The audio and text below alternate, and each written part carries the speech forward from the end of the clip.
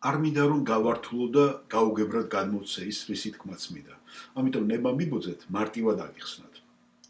კრიტიკული თეორია რასებზე, თეთრი რასის პრივილეგირება, სისტემატიური რასიზმი, ქვეცნობიერი დისკრიმინაცია.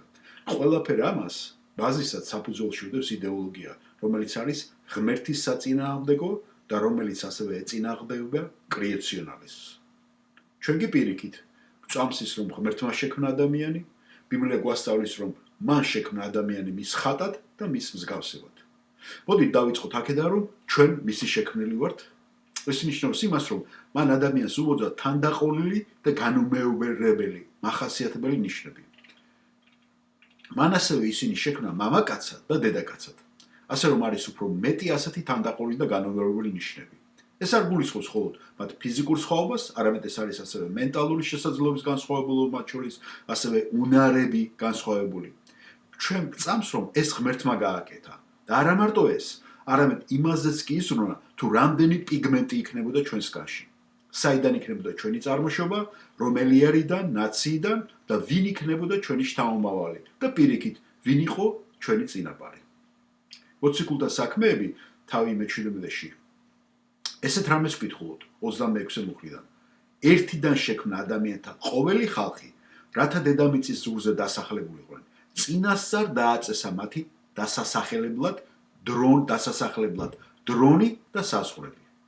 ასევე დაბადების წიგნში მე-11 თავში პირველი მუხლიდან ვკითხულობთ. ერთი ბაგე და ერთი ენა ჰქონდა მთელ ქვეყანას. აღმოსავლეთიდან რომ დაიძრეს, შიყარის ქვეყანაში პოვეს ველი და იქ დამკვირდნენ. უთხრეს ერთმანეთს, მოდი გავაკეთოთ აგური და გამოვწვათ ცეცხლში და ჰქონდათ ქვის ნაცვლად აგური, ხოლო კირის ნაცვლად ფისი. თქვენს ავიშინოთ ქალაქი და გოდოლი, რომლის თხემით სასმი წვდება და ასე შექმნით სახელს, თორემ გავიფანტებით დედამიწის ზურგზე და ჩამოვიდა უფალი ზეციდან, რათა ენახა ქალაქი და გოდოლი, რომელსაც აშენდნენ კაცთა ძენი. თქვა უფალმა, აჰა, ერთი ხალხია ეს და ყველას ერთი ენა აქვს. აი რისი გაკეთებაც წამოიწყეს. ამერიდან აღარაფერი იქნება მათთვის მიუღწეველი, რასაც განიზნახავენ. დაბლა ჩავიდეთ და აურიოთ ენა, რომ ვეღარაფერი გააგებინონ ერთმანეთს და გაფანტა უფალმა ისინი იქიდან დედამიწის მთელ ზედაპირზე და მათაც შეწყვიტეს ქალაქის შენება. ამიტომ დაერქვა ბაბილონი, რადგან იქ აღრია უფალმა მთელი დედამიწის ენა და იქიდან გაფანტა ისინი უფალმა დედამიწის მთელ ზედაპირზე. ასე რომ თქვენ არანაირად და არასოდეს არ უნდა მოინანიოთ და არ მოიბოდიშოთ თქვენი განუმეორებელი და თანდაყოლილი მახასიათებელი ნიშნები. რისი გულისთვის უნდა გააკეთო ეს? ეს ხომ სრული უაზრობაა და სასაცილოც კი. ეს იმას ნიშნავს, რომ შენ ღმერთს ადანაშაულებ იმისათვის, თუ რატომ შექმნა მან ასეთად. ვინც ამას ინანიებს, ეს არის ძალიან იაფფასიანი აქტი, რომელიც სრულიად არარეალურია და ანტიბუნებრივი. მაგალითად, ის რომ შენ თქვა მაპატიეთ იმის გამო, რომ მე ვარ თეთრკანიანი. რა ჯანდაბაა ეს და რას ნიშნავს ეს? რას გულისხმობ ამაში? თუ შენ მხოლოდ ესა გაქვს მოსანანიებელი, შენ ყოფილხარ მაშინ მლიქნელი და ფარისეველი. თუ მონანიება, მაშინ მოინანიე ის, რაც რეალურია, ის რაც შენ დააშავე და საქციელი, რაზეც შენ ახარ პასუხისმგებელი. მაგრამ არის ერთი იდეა, რისთვისაც სინამდვილეში ეს რასების კრიტიკული თეორია შეიქმნა. ეს არის დეკონსტრუქციული თეორია, რომელსაც უნდა რომ ყველაფერი ძველი დაანგრიოს და გაანადგუროს. საბოლოოდ ყველაფერი დაიყვანოს ნულამდე და გაათანაბროს. არის ერთი საინტერესო პიროვნება, რომელიც მართალია ათეისტია, მაგრამ მიუხედავად ამისა, მან ეს თეორია კარგად გაიაზრა და მისი საოცარი ანალიზით შემოგთავაზა. მის სახელია ჯეიმს ლინდსი. ამ თეორიას ის გადმოცეს ასე მარტივად. ჩვენ მოვდივართ ამ ცხოვრებაში როგორც ადამიანები და არანაირი თანდაყოლილი და განუმეორებელი მახასიათებლები ჩვენ არ გაგვაჩნია. ჩვენ არ ვართ ღმერთის შექმნილები და არც მისი ხატება. ჩვენ ვართ მხოლოდ ევოლუციის პროდუქტი, ცარიელი სუფთა ფიქალის დაფა. არანაირი განმასხვავებელი მახასიათებლები ნიშნები ჩვენ არ აქვს. ანატომიური სქესის ჩათვლითაც კი. ასე რომ ბავშვი რომ იბადება, მან თვითონ უნდა გააკეთოს არჩევანი. უნდა რომ მას იყოს ბიჭი, თუ უნდა იყოს გოგო, ან სხვა რომელიმე სქესი. მე ასევე წავიკითხე მშობელზე, დედაზე, რომელიც ცდილობდა იმას, რომ თუ როგორმე თეთრკანიანთა პატრიარქალურ ტრადიციას არ დაედო შტამპი მის გოგონაზე და მისი ქალური სქესი არ ყოფილიყო იმთავით დაბადებიდანვე დეტერმინირებული. მას უნდა რომ თავის პატარა გოგონას თვითონ გადაეწყვიტა, რომელიც სქესის ყოფილიყო. ამიტომ იგი აძლევდა ამ ბავშვს სათამაშოდ ერთ დღეს სატვირთო მანქანებს და მეორე დღეს სათამაშო თოჯინებს. მერე შემდეგ მეორე კვირაში ისევე სათამაშო სატვირთო მანქანებს და შემდეგ მომდევნო კვირაში ისევ სათამაშო გოგონებს. და ერთ დღესაც, როდესაც დედა მოვიდა სახლში, მან ნახა, რომ ბავშვმა მანქანებს ჩააცვა თოჯინების ტანსაცმელი. ეს არის საუკეთესო ილუსტრაცია იმისა, თუ რა ტიპის ბავშვს ვიღებთ, თუ ასეთი თეორიებითი ხელმძღვანელი მშობლები.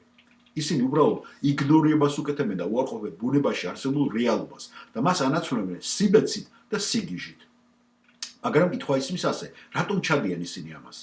იმიტომ რომ მათ ჰქონდათ სათქმელი, მე არა ვარ პასუხისმგებელი იმაზე, რაც მე მჭირს. ჩემი ბრალი არ არის ეს ყველაფერი სხვების ბრალია. თეთრკანიანი პატრიარქატის, სისტემატიური რასიზმის, იმ პატრიარქების, ვინც ამ სოფლიოს აკონტროლებს და მართავს. მათ დამასვეს ეს შტამპი მე, ეს არის ქვეცნობიერი რასიზმი. ესენი არიან ყველაფერი ამის მიზეზი, რაც მე უბედურება მჭირს, ეს მათი ბრალია. მე არაფერ შუაში არა ვარ. ამიტომ ჩვენი სტრატეგია დავანგრიოთ, დავწვათ, გავძვარცვოთ, დავამტრიოთ, გავანადგუროთ, დავიყვანოთ ყველაფერი ნულამდე და დავიწყოთ ახალი პატრიარქატი. ასეთ ადამიანის უნდათ რომ ჩაიგდონ ხელში ძალაუფლება და ამჟამად მათი პატრიარქატი დატოვებს ახალ შტამპს მომავალ ცივილიზაციაზე. ასე რომ ეს არის უღმერთო შეხედულება და წარმოდგენა. იმის მაგერად რომ შენ თქვა მე რაც მჭირს ღმერთის წინაშე, ეს არც მამა ჩემის და არც დედა ჩემის ბრალია, არამედ იმისა, რაც მე წარსულში ჩავიდინე. პირადად და ეს ხდის მე პერსონალურად ღმერთის წინაშე პასუხისმგებელს და სხვას არანაირად არავის. ასე წერია ზუსტად ეზეკიელის მე-18 თავში. მე-20 მუხლში. ცოდვილი კაცი კი მოკვდება, ძემ არ უნდა იტვირთოს თავისი მამის უმართლობა და მამამ ძისა. მართალზე მისი სიმართლე იქნება და ბოროტზე მისი ბოროტება. ცოდვები მართალია ესტუმრება მესამე და მეოთხე გენერაციას, მაგრამ ღმერთი არავის წარჯის სხვისი ცოდვების გამო, გარდა საკუთარი, მის მიერ ჩადენილისა. ასე რომ თუ ჩვენ ადამიანებს ვაქცევთ მხოლოდ სხვების მიერ ჩადენილი ცოდვების სხორბლებად, მაშინ როგორ უნდა ვაქციოთ ისინი საკუთარ ცოდვებზე პასუხისმგებლებად? თუ მე ვარ მარტო მსხვერპლი იმისათვის, რომ შენ მე ეს გამიკეთე, მაშინ ეს ჩემი ბრალი არ არის. ამიტომ მე არ მოწონს ის, რაც შენ გამიკეთე. მე ახლა უნდა შური ვიძიო და დაგიწვა სახლი, ბიზნესი, დაგინგრიო შენი საზოგადოება, ჩაგინტრიო ფანჯრები შენ მაღაზიაში. მე უნდა გაგინადურო ყველაფერი, იმიტომ რომ შენ მაქციე მე მსხვერპლად და დაჩაგრულად. ამიტომ ეს მეპატიება. ამიტომ ასეთი სისტემატიური სახის დამოკიდება უნდა დავანგრიოთ. თავარ კითხავ, რაც უნდა დაისვას ამ სისტემატიურ რასთან დაკავშირებით არის შემდეგი. რომელი კანონი არსებობს დღესდღეობით ამერიკაში, რომელიც ახალისებს, ან კიდევ პირიქით დისკრიმინაციას ახდენს რომელიმე ეთნიკური ჯგუფისას? მე გეტყვით იმას, რომ არანაირი.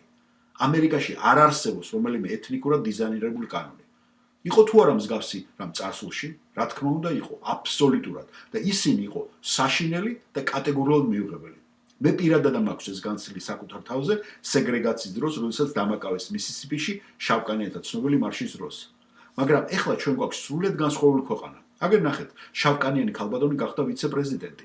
ობამა იყო პრეზიდენტი 8 წლით. სახელმწიფო მდივანი კონდოლიზა რაიზი იყო შავკანიანი. მთელი სახელმწიფო ოფისები სავსეა შავკანიანი ამერიკელებით.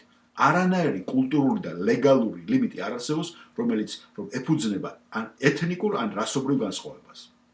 ასე რომ ყველა ეს გამოსვლები და პროტესტები ამაზე კი არ არის, არამედ იმაზე, რომ ჩვენ მოვედით ამ ცხოვრებაში თეთრი დაფები, სუფთა და წმინდა, ხოლო თქვენ ისინი დაანაგვიანეთ და დასვარეთ. ჩვენ ამ ცხოვრებაში არა ვართ არაფერზე პასუხისმგებელი. ერთადერთი გამოსავალი კი აქედან მხოლოდ არის ის, რომ წაგართვა, დაგინგრიო, მერე კი ჩვენ მოვიდეთ სათავეში. ასე რომ ეს ყველაფერი არის ძალიან საშიში რამ, რომელსაც არ გააჩნია არანაირი ადგილი ღმერთისათვის.